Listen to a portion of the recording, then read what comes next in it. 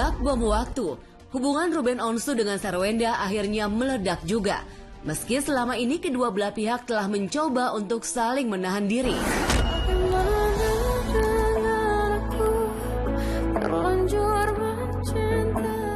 Bermula ketika Sarwenda mengeluhkan rumahnya didatangi debt collector atas tunggakan mobil mewah atas nama Ruben Samuel Onsu atau Ruben Onsu ke rumahnya.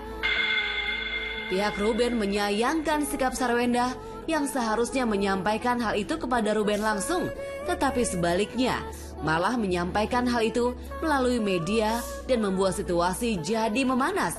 Sikap Sarwenda tersebut membuat Ruben sangat kecewa. Kalau memang misalnya bukan untuk hal itu, berarti artinya patut diduga preskonnya hanya ingin mendiskreditkan klien kami. Kenapa sampai harus masalah debt collector itu sampai di ranah publik? Karena harusnya ini kan ranah private. Klien saya mengatakan itu sebenarnya jatuh temponya belum tiba.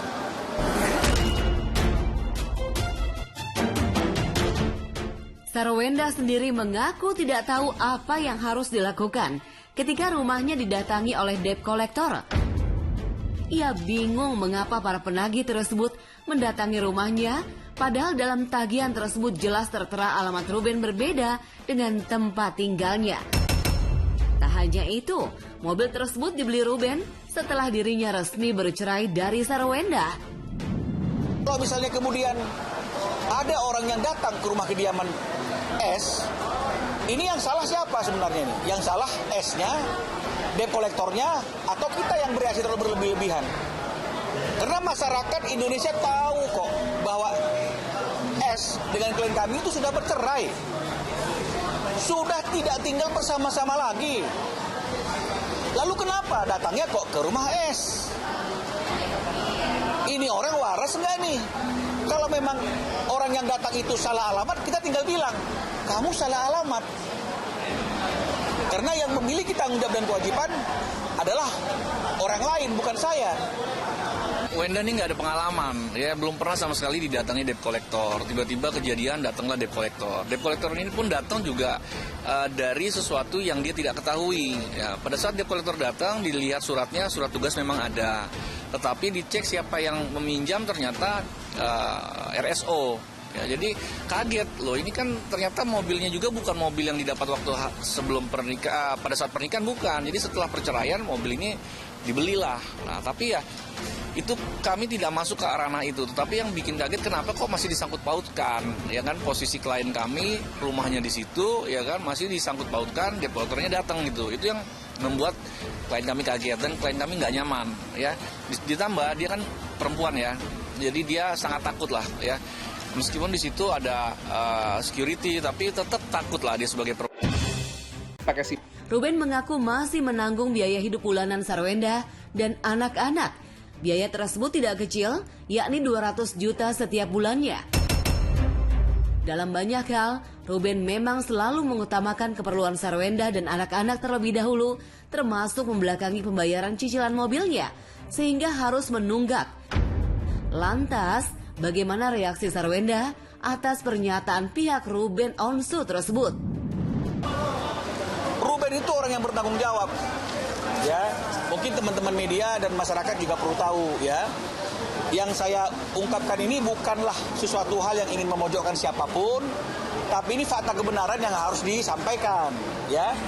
Klien kami bercerai dengan S, ya, yang seharusnya kewajiban klien kami sebagai mantan suami terhadap anak-anaknya itu adalah uang pemeliharaan dan uang pendidikan.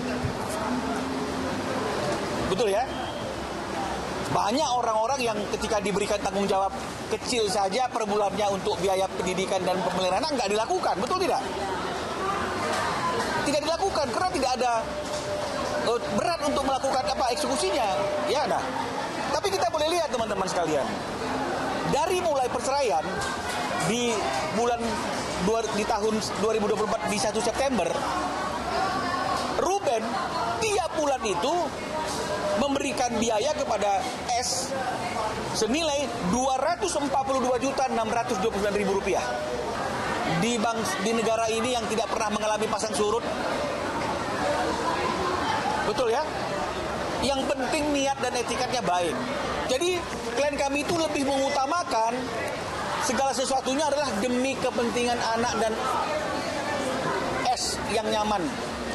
Jadi kadang-kadang kepentingannya dia sendiri pun dia tunda. Jadi mungkin untuk teman-teman wartawan terkait dengan preskon dari pihak RSO ya atau Bank Binola, ya kami hargailah, itu hak jawab, tetapi nanti akan kami lakukan preskon ya hari Senin.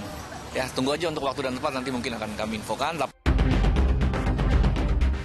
Hal lain yang lebih membuat pihak Ruben kecewa, meski tetap mendahulukan kebutuhan biaya Sarwendah dan anak-anak hingga menomorduakan kepentingan pribadinya, dirinya masih dipersulit untuk bertemu dengan anak-anaknya.